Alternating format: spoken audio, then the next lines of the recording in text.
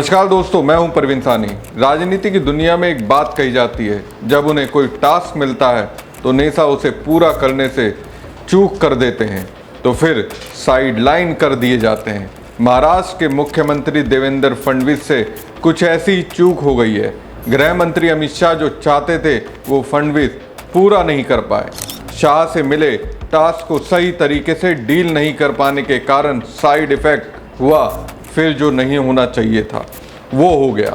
और अब देवेंद्र फडणवीस की इस भयंकर गलती की वजह से डिप्टी सीएम एकनाथ शिंदे की राजनीति दौड़ पड़ी। अमित शाह की नज़र से फडणवीस के नीचे उतरते ही एकनाथ शिंदे ने फिर से उन्हें ऊपर नहीं उठने देने के लिए एक बड़ी चाल चल दी। हालांकि इससे वो ठाकरे ब्रदर्स के निशाने पर भी आ गए, लेकिन माना जा रहा है महाराष्ट्र में हिंदी विवाद को सही तरीके से नहीं थामने के कारण अमित शाह नाराज हैं और अब इस विवाद को थामने के लिए एकनाथ शिंदे कूद पड़े हैं। महाराष्ट्र में राज ठाकरे और उद्धव ठाकरे की संयुक्त रैली हुई। इस दौरान महाराष्ट्र नवनिर्माण सेना के राज ठाकरे ने कहा कि जो बाल ठाकरे नहीं कर सके वह देवेंद्र फडणवीस ने कर दिया।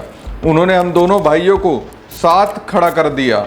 अब दोस्तों, राज ठाकरे ने ऐसा क्यों कहा, ये क्रेडिट उद्धव ठाकरे के करीब आने के लिए उन्होंने देवेंद्र फडणवीस को क्यों दिया, इसके पीछे वजह है हिंदी। जी हाँ, वही हिंदी जिसे स्कूलों में अनिवार्य भाषा के तौर पर पढ़ाने का टास्क मोदी शाह की ओर से बीजेपी शासित राज्यों के मुख्यमंत्रियों को मिला था। अब इस हिंदी को तो महाराष्ट्र के स्कूलों में फडणवीस लागू नहीं कर पाए। अलबत्ता ये हुआ इसकी वजह से हिंदी बोलने वालों को मार खानी पड़ रही है। राज ठाकरे और उद्धव ठाकरे 20 साल बाद एक मंच पर नजर आए। दोनों ने एक दूसरे को गले भी लगाया।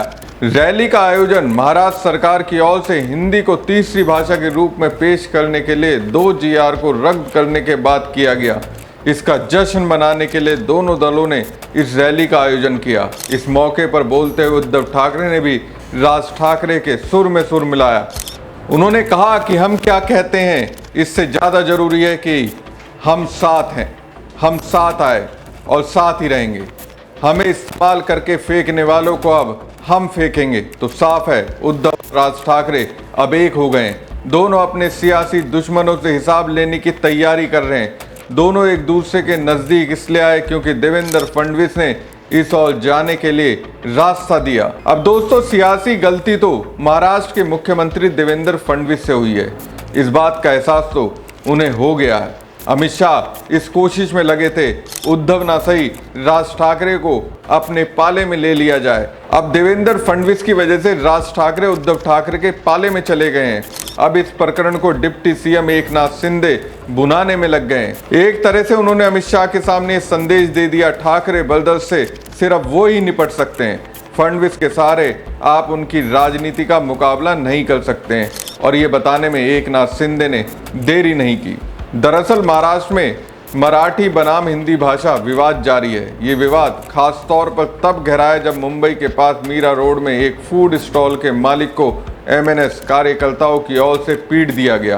पीटे जाने के बीच हो रहे हल्ला और हंगामा और विवादों के बीच राज्य के उप मुख्यमंत्री और शिवसेना प्रमुख एकनाथ शिंदे ने गृह मंत्री अमित शाह के सामने अपनी निष्ठा एक अलग तरीके से जाहिर कर दी। दरअसल हुआ यूं कि पुणे में Jayraj sports and convention centre के उद्घाटन के अवसर पर आयोजित कार्यक्रम में अमित शाह की मौजूदगी में एकनाथ शिंदे बोल रहे थे। अपने संबोधन के आखिरी में उन्होंने अमित शाह की तारीफ में कसीदे पढ़े और अंत में कुछ ऐसा कहा। और अमित भाई के लिए जाते जाते एक शेर सुनाऊं कि आने से यहाँ की हवा का नूर बदल जाता है, आपके यहाँ आने से यहाँ की हवा का नूर बदल जाता है, आपके नाम से हर शख्स आदब से झुक जाता है। धन्यवाद। जय हिंद, जय महाराष्ट्र, जय गुजरात, जय गुजरात, जय गुजरात। शाह की तारीफ में पहले शायरी, फिर भाषण के अंत में जय हिंद, जय महाराष्ट्र, जय गुजरात का नारा लगाया। अब शिंदे के इस अंदाज से फडणवीस टेंशन में होंगे। उद्धव ठाकरे ने कहा, गद्दार ने जय गुजरात कहा था, जैसे पुष्पा फिल्म में अभिनेता झुकेगा नहीं कहता है, लेकिन ये गद्दार उठेगा नहीं का अनुसरण करता है। उसके पास अपने विचार नहीं है। उसका बॉस आया था इसलिए उसे खुश करने के लिए उसने जय गुजरात कहा। क्या वो इस तरह मराठी के प्रति सम्मान दिखाते हैं? दोस्तों, उद्धव ठाकरे ने जिसे गद्दार कहा वो और कोई नहीं बल्कि एकनाथ शिंदे है। उद्धव ने उनका नाम तो डायरेक्ट नहीं लिया, लेकिन उनके लिए गद्दार तो एकनाथ शिंदे ही हैं। आखिर उन्होंने ही तो शिवसेना में दो फाड़ करे। उद्धव को लगता है एकनाथ शिंदे के पास विचार नहीं है, बस बॉस यानी कि गृह मंत्री अमित शाह को खुश करना उनका मकसद है। एक तरह से देखा जाए तो मैं जो कह रहा हूँ, शिंदे अमित शाह को संकेत दे रहे हैं कि वो फडणवीस से बेहतर हैं। उद्धव ठाकरे को भी ऐसा ही लगता है, लेकिन उद्धव की शिवसेना के नेता संजय राउत ने एकनाथ शिंदे की ओर से जय गुजरात का नारा लगाने पर उन्हें आड़े हाथों लिया। शिंदे का वीडियो शेयर करते हुए कहा, शाह सेना शाह सेना। कहने का मतलब ये हुआ कि वो शिवसेना को अब शाह सेना कहने लगे हैं। संजय राउत ने एक अन्य पोस्ट में कहा, अमित शाह की डुप्लीकेट शिवसेना का असली स्वरूप आज सामने आ गया। पुणे में इस सज्जन ने अमित शाह के सामने जय गुजरात का नारा लगाया। क्या किया जाना चाहिए? ऐसे आदमी को दंडित किया जाना चाहिए। यह व्यक्ति महाराष्ट्र मंत्रिमंडल में कैसे रह सकता है? राउत के अलावा महाविकास आघाड़ी के दूसरे घटक दल एनसीपी शरद पवार गुट के नेता ने भी शिंदे की टिप्पणी को लेकर उन पर निशाना साधा और उन पर सत्ता के लालच और राजनीतिक महत्वाकांक्षा के लोभ में जय गुजरात का नारा लगाने का आरोप लगाया। आघाड़ी के तीसरे घटक दल कांग्रेस के नेता नाना पटोले ने भी एकनाथ शिंदे के नारे की निंदा की। उन्होंने कहा, हम इसकी निंदा करते हैं। यह महाराष्ट्र की मातृभूमि और मराठी भाषा का अपमान है। हालांकि महाराष्ट्र के मुख्यमंत्री देवेंद्र फडणवीस ने अपने मंत्रिमंडल सहयोगी एकनाथ शिंदे का बचाव किया। फडणवीस ने कहा कि सिर्फ इसलिए कि शिंदे ने जय गुजरात कहा, इसका मतलब ये नहीं कि शिंदे महाराष्ट्र से ज्यादा गुजरात से प्यार करते हैं। ऐसी छोटी सोच मराठी लोगों को शोभा नहीं देती। ऐसे में सवाल है, क्या महाराष्ट्र में गुजरात का प्रभाव बढ़ रहा है? इसका जवाब सिर्फ राजनीति में नहीं, इतिहास और सामाजिक चेतना में भी छिपा है। बॉम्बे यानी मुंबई की पहचान को लेकर मराठी राजनीति हमेशा असहज रही है, क्योंकि हकीकत यह है कि इस शहर को पारसियों, मुसलमानों और गुजराती व्यापारियों ने बनाया। महाराष्ट्र के समाज का परंपरागत केंद्र पुणे और नागपुर रहे हैं। मुंबई तो आर्थिक राजधानी बनी, लेकिन संस्कृति मिली जुली है।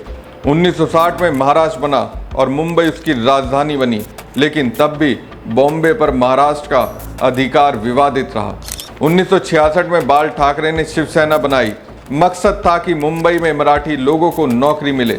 शुरुआती हमला दक्षिण भारतीयों पर हुआ, फिर उत्तर भारतीयों पर। बाद में शिवसेना ने गुजराती और मारवाड़ी व्यापारियों को भी निशाना बनाया।